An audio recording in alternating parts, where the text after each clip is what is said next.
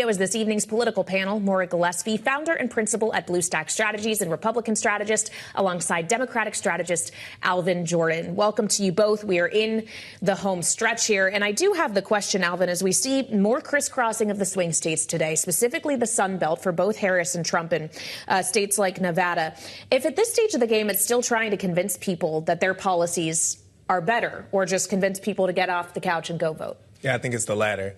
I don't see any of the arguments, whether they be at rallies or, interviews, however you want to lay it out. I don't think that they're convincing anyone at this point, but I do think that they are, kind of stark reminders to get up and vote, maybe early vote, depending on where you are in your circumstance. But I don't think new voters are turning out for candidates based on anything that's been said the last few days. Well, if we consider the kind of things that have been said the last few days, Maura, it's been a bit of a doozy, from the garbage Puerto Rican island that a comedian was talking about at Madison Square Garden at a Trump rally, to then Joe Biden talking about Trump supporters being garbage.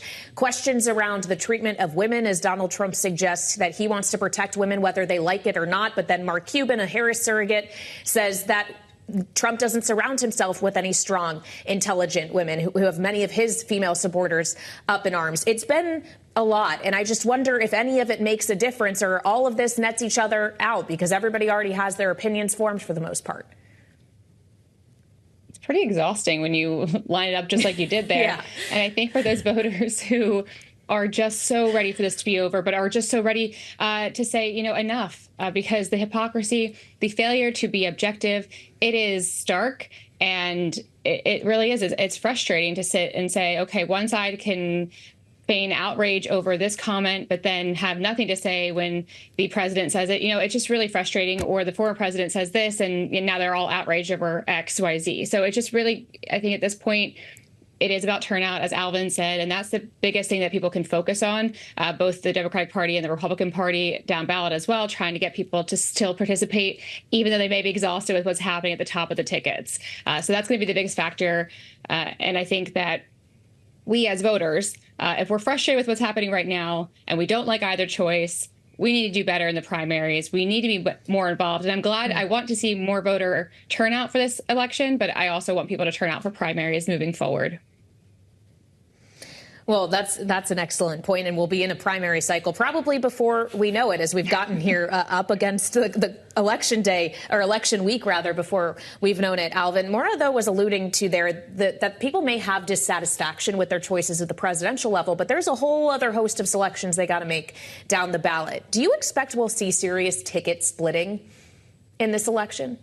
I do, just because of the kind of indecisive nature of the top of the ballot, as far as whether you support the former president and his policies, or perhaps you are going out unequivocally for Harris, but given where you live, maybe there is a Senate race, for instance, if you're in Ohio or Texas or Montana, that maybe has more impact on you personally than some of the federal elections. And so I think maybe in numbers that we haven't seen, the split ticket voting is something that we should for sure keep an eye on.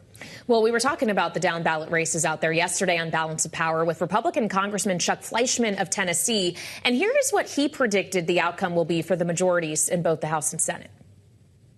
The United States Senate unequivocally will become Republican, 2 seats minimum, probably 4 or 5. Now the nail biter, candidly, that really affects me, because as chairman of the Energy and Water Subcommittee on Appropriations, that chairmanship rests on us maintaining control in the United States House of Representatives. That will be, candidly, I think, a closer race. I feel better day by day, but it's going to be a close one. So some candor there, Maura. You, of course, spent a lot of years working in the House. How do you think it's going to go in terms of who gets the majority? Sure. I think it's going to be very close in the House. I'm hopeful, that Speaker Mike Johnson can hold on to the gavel and maybe, build that majority a little bit. But I think at this point, the Senate does feel pretty solid going Republican.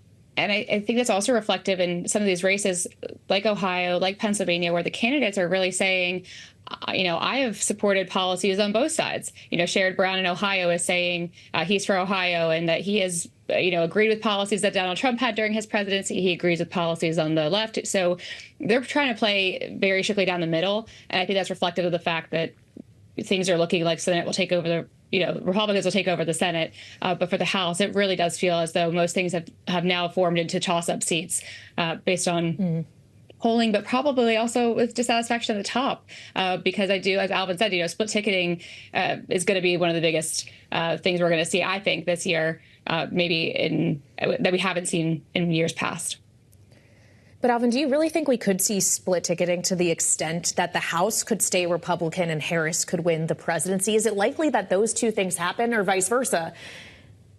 Yeah, likely, I'm not sure, but I do think that there's a shot of it, just based on, to Mara's point, like, we are seeing a lot of, for lack of a better term, wishy-washiness on the issues that a lot of these candidates are supporting.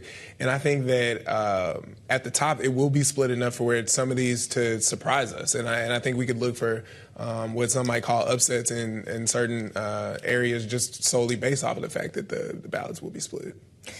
Finally, in our final moments here, as we consider these final days on the campaign trail. Oh, Maura, sorry, go ahead. Well, I'd also say that there are people who may not vote for Donald Trump or Kamala Harris, and they'll vote for a write-in. And then maybe they'll choose, a Democrat in Ohio or a Republican in their House seat. It is possible, and I think this election is so not something like we've seen before that we shouldn't, it's definitely possible. Something to consider. Okay, well, now we have 90 seconds left. So quickly, in these final 5 days, Maura and Alvin, Maura, I'll come to you first. What is the one thing the candidates need to be messaging on the trail? Get out and vote, even no matter what. Get out and vote, get out and vote, get out and vote. Alvin? For sure, turnout, and I think transparency as it relates to the process, just to kind of quiet maybe some of those rumblings will be important also. The rumblings I'm assuming you're referring to are already Trump suggesting, for example, there's cheating in Pennsylvania. What does that signal to you?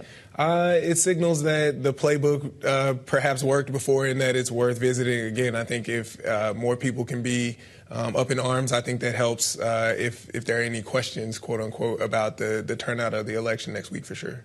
All right, Alvin Jordan and Maura Gillespie, our wonderful political panel this evening. Thank you both so much for joining me. And of course, for more coverage